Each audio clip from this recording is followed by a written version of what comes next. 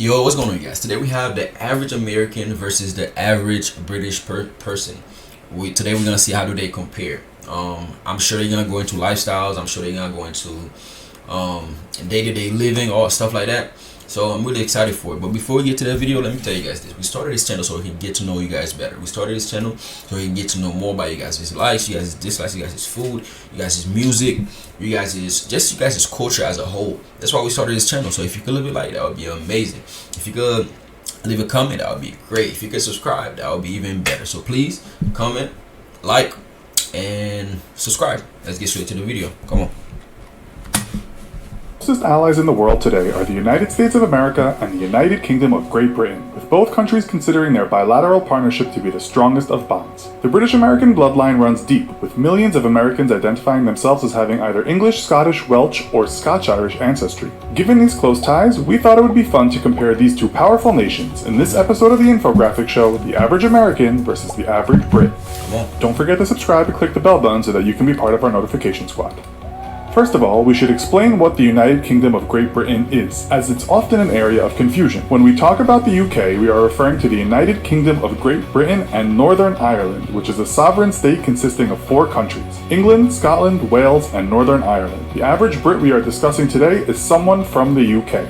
In terms of ancestral relations, according to a Census Bureau American Community Survey, nearly 27 million people identified as being part English, over 5.5 million said Scottish, about 5 million said Scotch-Irish, and nearly 2 million said Welsh. Although Irish and German Americans make up larger portions of the US public, it's thought there are a lot more Americans that have Brit blood flowing through their veins but no longer consider themselves being anything other than a full-blooded American. With this in mind, we'll start with some comparisons of a physical nature. The average Brit stands just a fraction taller than the average American, with the BBC lately reporting that the average man in the UK is now 5 feet 10 inches and the average woman is 5 feet 5 inches. American men average 5 feet 9.5 inches and American women 5 feet 3.5 inches. Both countries are considered to be not so well proportioned when compared to other more developed nations, with a new report from the Institute of Health Metrics and Evaluation stating that the USA is in 18th place on the world's most obese nations list. Only Egypt was the other populous nation in the top. I actually thought it was worse than that.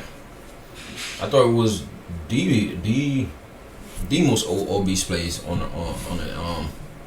the world. Actually, I'll be honest.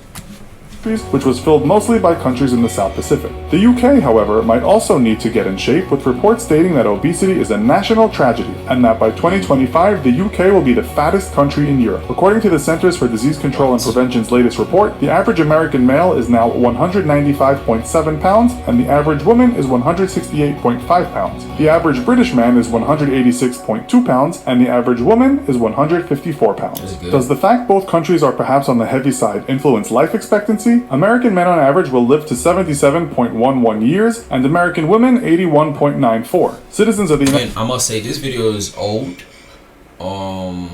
So this video is probably like maybe 2 to 3 or even, yeah, I think it's probably like 4+ years old. So everything they say, everything he's saying, it probably changed. So let's keep that in mind also. Can expect to clock out at a similar age on average, with male life expectancy standing at 79.1 and female life expectancy 82.8. The median age, meaning half the country is older and half the country younger, is 37.8 in the USA for men and women, and right on 40 in the UK. Which country is making more babies at the moment? Current statistics state that the US and UK are similar here, with births per woman in America averaging 1.84 and in the UK 1.9. Marriage rates have decreased in many developed nations over the last few decades. According to the CDC, in 2015, 6.8 people per 1,000 of the total population tied the knot in the USA, while in the UK that number was 4.5 per 1,000. Around 42. Guys, we gotta get married, man. 2% of UK marriages end in divorce, with almost half of US marriages ending the same way. On that sobering note, we'll take a look at money matters. In terms of industry, both nations are considered champions of the world, but according to the United Nations Economic Commission for Europe, the USA citizen grosses a higher salary than the average UK person. The average gross salary in the USA was the 5th highest in the world at $4,893 per month, while the UK sat in 14th place on the list with an average of $3,461 per month.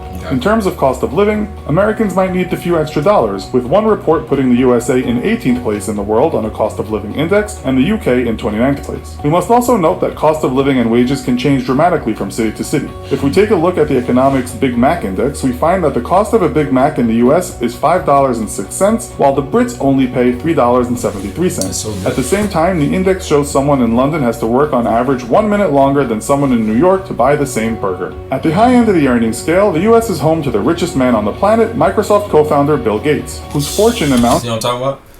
He is not the richest man anymore. I think that's Elon, ain't it?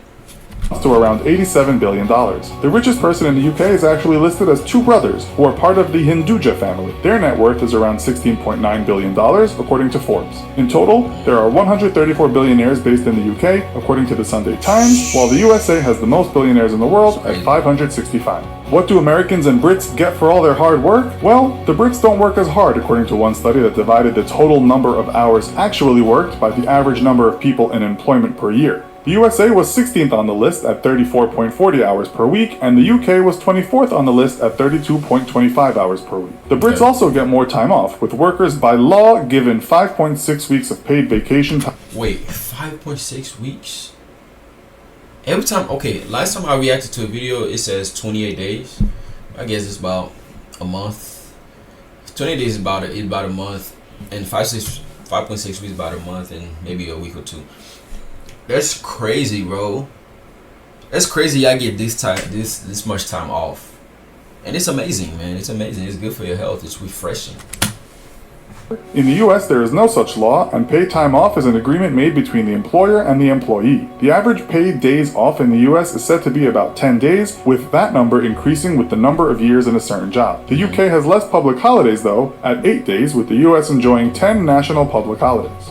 Americans may work harder, but they also seem to be getting more for their buck. While the British public have been dealing with drastically increasing property prices, they also live in very small abodes. Studies have found that Britain's houses on average are some of the smallest in Europe at around 818 square feet. American citizens on average can enjoy much larger living areas, with the average house size being around 2,160 square feet. The US also has more in terms of vehicle ownership. America is third on the list of number of vehicles owned per 1,000 people at 797, excluding motorcycles and anything else on two wheels. The UK lies in 34th place on the same list with 519 vehicles per 1,000 people. Rising property prices, expensive cars. What does this mean in terms of borrowing money? Household debt statistics, which is measured by all money owed to financial institutions, whether it be for a house or a BMW, has both the UK and the US in the top 10 countries of the world. For 2016, the UK was in 6th place on the household debt list, and the US not far behind in 7th place. UK citizens looking for a higher education and a good start in life might also have to take on a lot of debt before they actually embark on a career. While much of Europe enjoys a free ride or low-cost higher education, England is now said to be the most expensive place in the world to get a college degree. The latest reports state UK nationals attending an English university can expect annual tuition to be $11,715 compared to the $9,410 Americans pay on average per year. On average, the class of 2016 in the USA owed around $37,172 in loans, while students graduating from a university in England could expect to owe as much as something in the region of $40,000 to $55,000. Scotland, Wales, and Northern Ireland all have cheaper university tuition fees, or no tuition fee for Scottish people studying in Scotland. Students may still have to borrow to study, though, with a recent report by the Student Loans Company stating the average student debt in Northern Ireland and Scotland was around $26,000 and $15,000 respectively. The Welsh have part of their tuition fees paid for by the Welsh government, but students still rack up debts on average of around $24,000. UK citizens... If the government is paying for the schooling, why do you take debt? Tell me in the comments, man. Somebody know, please. May take some comfort in matters of healthcare, with most costs covered by Britain's National Health Service. Americans are not so fortunate, with an article in The Atlantic this year stating that more than a quarter of Americans said that someone in their household was struggling to pay off crushing medical debts. With that, we come to the end of today's show. Head on over to the comments section to let us know which country you'd rather live in and why. And if... Man, thank you guys for watching with us. This is very good. This is very good. In a lot of ways, we are very similar. When it comes to, marriage, when it comes to reproducing children, we're kind of similar. In a lot of ways we're very similar. The main difference, of course, is the last one with the insurance, like with medical and stuff like that. where you guys know already, we gotta pay for our own medical bills, we gotta pay for our own insurance, but you guys have it for free. So and this is it's good. It's good. Again, thank you guys for watching. This video was very good. I'll catch you in the next one. Bye bye.